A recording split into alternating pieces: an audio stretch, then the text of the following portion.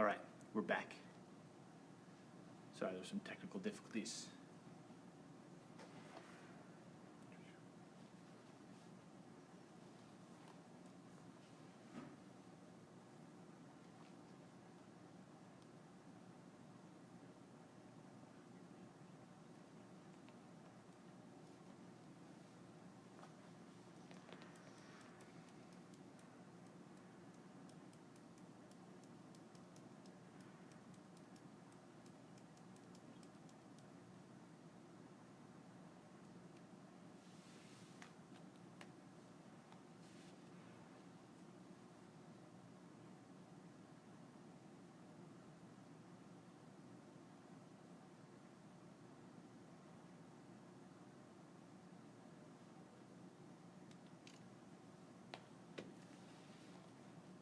All right. Give about one more minute, then we'll start.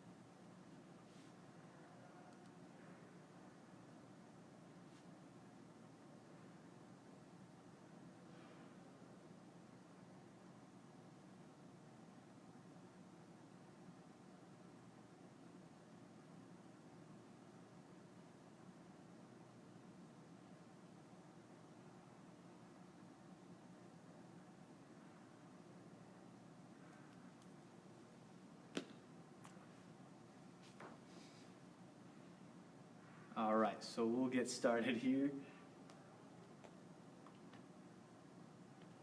Like I said earlier, my name is Tanner Day. I'm an educator here at the Life Science Museum, and I'll be doing discovery reading today. We are going to read two books today. One is Here in the Southwestern Desert. The other is Babies in the Bayou. So we're going to be talking about ecosystems today.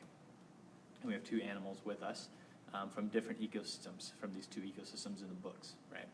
So the first ecosystem we're going to talk about is our deserts. And specifically, the Sonoran Desert, the southwestern desert in the U.S., right? In the southwestern part of the U.S. and parts of Mexico as well, right?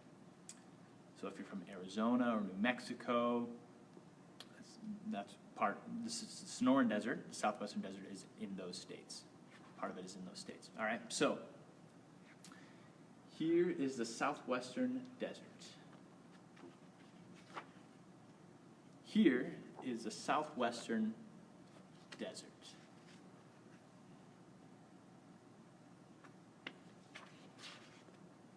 Here is the cactus, covered with spines that can live without rain for a very long time. Here is the southwestern desert.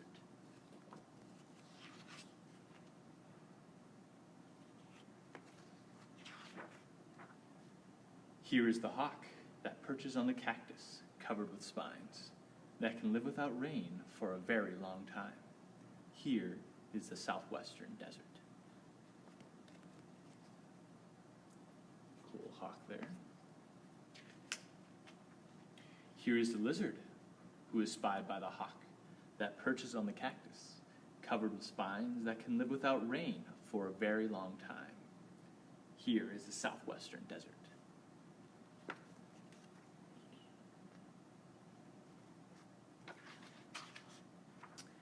Here is the roadrunner that chases the lizard, who is spied by the hawk, that perches on the cactus covered with spines that can live without rain for a very long time. Here is the southwestern desert. Roadrunner there.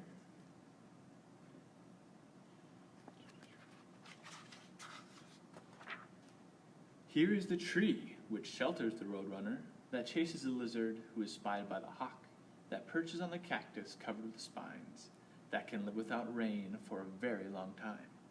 Here is a southwestern desert.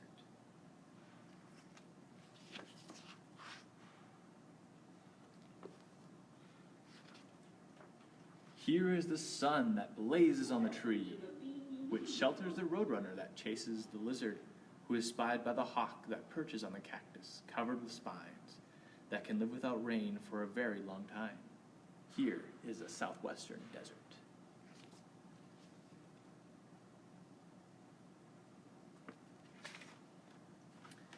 Here is the bobcat who basks in the sun that blazes on the tree, which shelters the roadrunner that chases the lizard, who is spied by the hawk that perches on the cactus, covered with spines, that can live without rain for a very long time. Here is a southwestern desert. Are you a bear? You should live in the cave. Here is the badger that sniffs the bobcat, who basks in the sun that blazes on the tree, which shelters the roadrunner that chases the lizard, who is spied by the hawk that perches on the cactus, covered with spines, that can live without rain for a very long time. Here is the southwestern desert. There's a bobcat up here.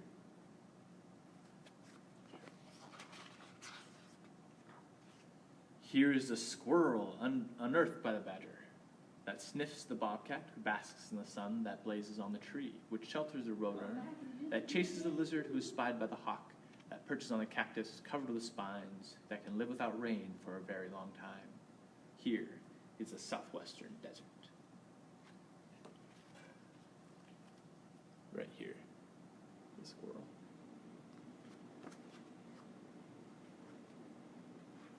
Here is a coyote that pounces on the squirrel, unearthed by the badger, that sniffs the bobcat, who basks in the sun, that blazes on the tree, which shelters the roadrunner, that chases the lizard, who is spied by the hawk, that perches on the cactus, covered with spines, that can live without rain for a very long time.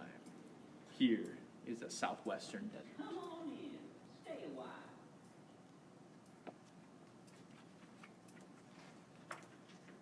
Here is the snake that hisses at the coyote, that pounces on the squirrel unearthed by the badger, that sniffs the bobcat, who basks in the sun, that blazes on the tree, which shelters the roadrunner, that chases the lizard, who is spied by the hawk that perches on the cactus, covered with the spines, that can live without rain for a very long time. Here is the southwestern desert.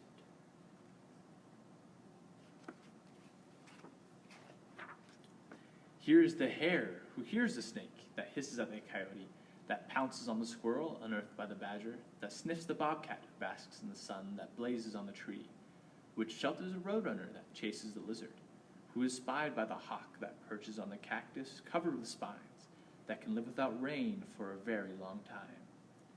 Here is the southwestern desert.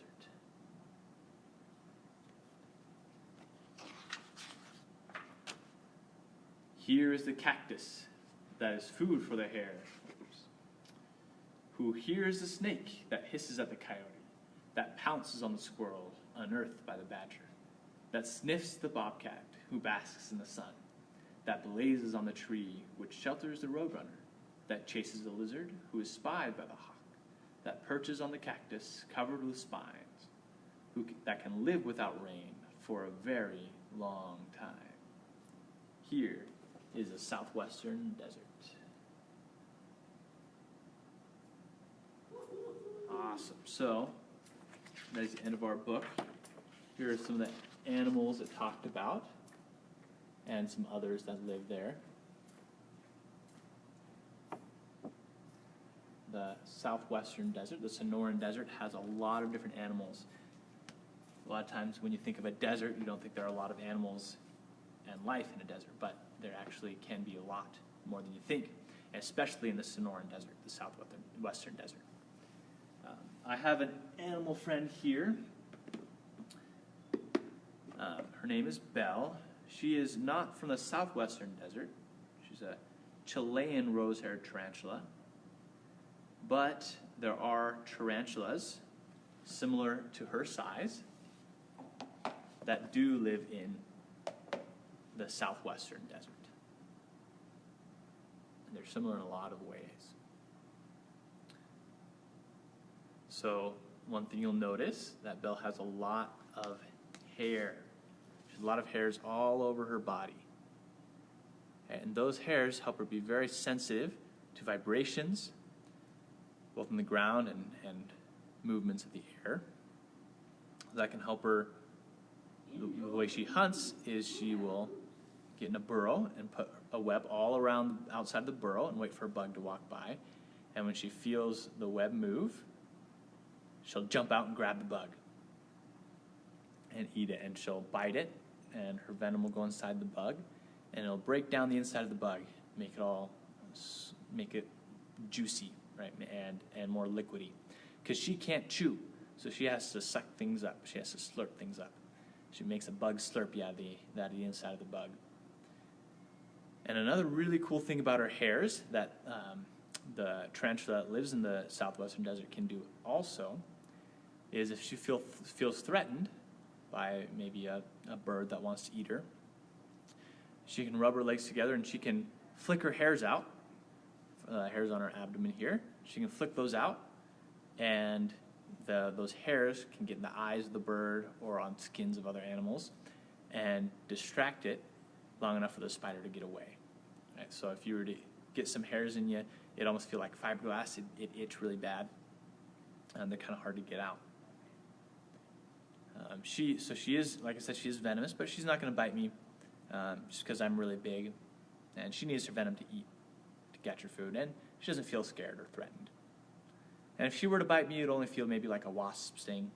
I wouldn't have to go to the hospital. It would hurt for a little bit, but I'd be fine. You guys can, if you guys have any questions about Belle here, you can post them and ask them, and I can answer them for you. So, Chilean rose-haired tarantulas are, like the name says, they're from Chile and other close parts of South America. But there are tarantulas in a lot of places in the world. We have some tarantulas here in Utah, in the southwest part of Utah. We have tarantulas there as well.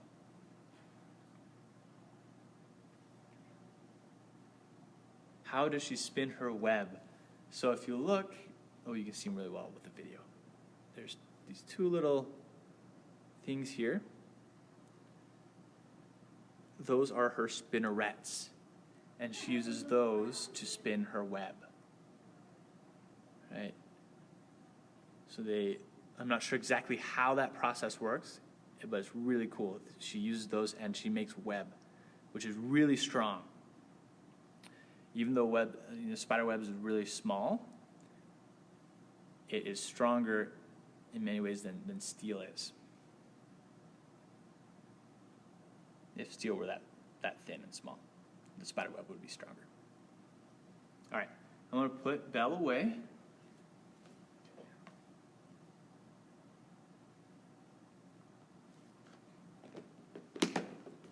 If you have any other questions, you can ask them in the comments. We're going to move on, and I'll answer them a little later. We're going to move on to our next ecosystem, wetlands. Specifically, we're going to talk about the bayou. Can't really read it. It's backwards. But the bayou is specifically kind of the swampy area in Louisiana and that region. So, the book is called Babies in the Bayou.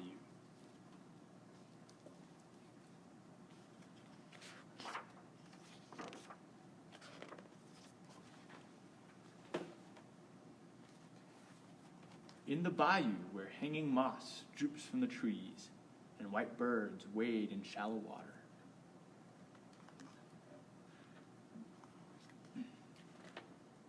An alligator floats near her babies, all sleeping on a log.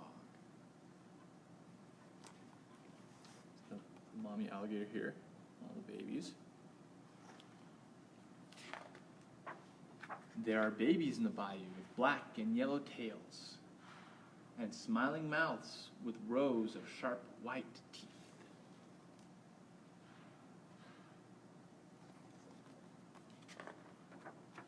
Mother alligator guards her babies well. She lets no one come near.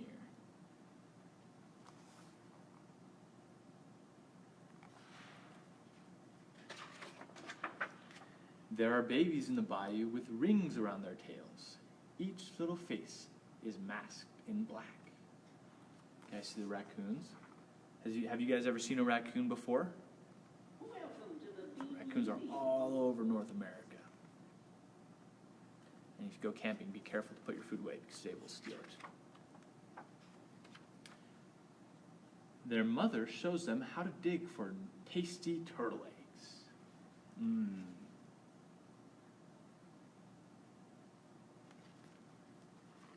Do you guys eat eggs? We don't eat turtle eggs, but I eat chicken eggs a lot. There are babies in the bayou with shells upon their backs. See the baby turtles hatching?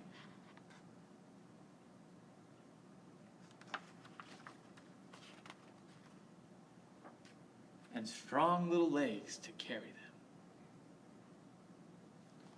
So these look like they're snapping turtles. Snapping turtles can get pretty big.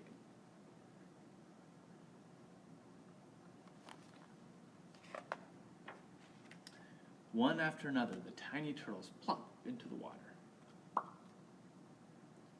them all swimming?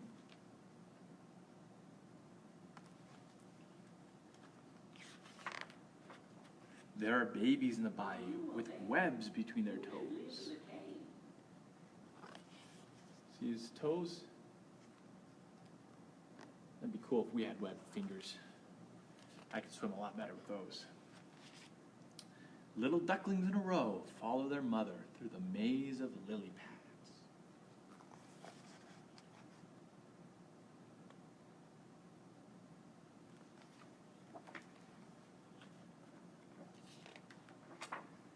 She shepherds them away from danger. The alligators.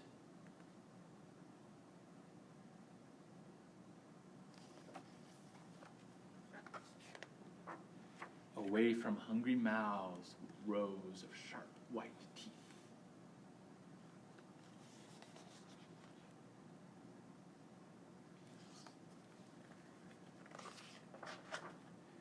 There are babies in the bayou with black and yellow tails.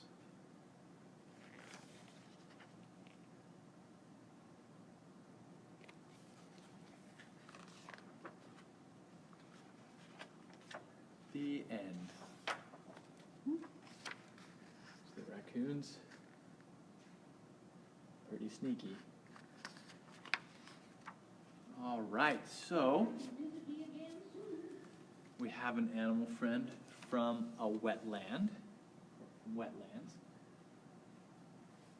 His name is Randall. He is not from the bayou. Well, there might be salamanders in the bayou. I'm not 100% sure. But Randall they live in wetlands. They live near water. They have to be near water because they have to keep their skin moist. Randall's an amphibian. And most amphibians, if not all, they can breathe through their skin. And his skin is really thin, so he can breathe through it. That's one of the reasons he can breathe through it is because it's really thin. But because it's really thin, he has to keep it wet. So he has a little bit of mucus on it, but also he has to stay near water to keep it wet all the time. This background here is a place where you might find Randall, what an ecosystem Randall might live in. In fact, if you see over here, right there is a tiger salamander. That one's not real, though. Randall's real. But you see other animals in this wetland. You see some river otters. River otters, they have the densest fur of any mammal. And your red-eared slider, a turtle over there. And then, look over here. You see a kingfisher.